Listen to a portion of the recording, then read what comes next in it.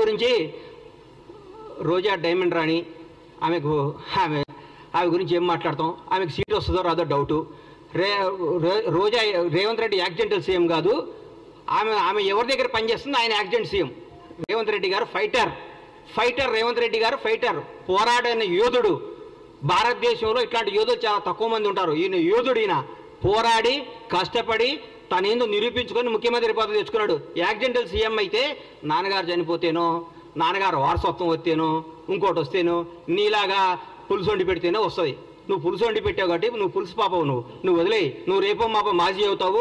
ఆ మాజీ ఈ మాజీ కలిసి పెట్టి ఇక్కడ వచ్చి జబర్దస్త్ ప్రోగ్రామ్ చేసుకుంటా, పగల జబర్దస్త్ షూటింగు, నైట్ పూట ఏమో మాజీలు కలిసి తాజాగా కేజీలు తెచ్చుకొని పులుసు వండుకొని పెట్టుకోను. అంతేగాని మా ముఖ్యమంత్రి అనే స్థాయి నీది కాదమ్మా తల్లి. నువ్వు స్థాయి కాదు, నువ్వు ఐటెం రానివి, నువ్వు ఐటెంలానే ఉండు.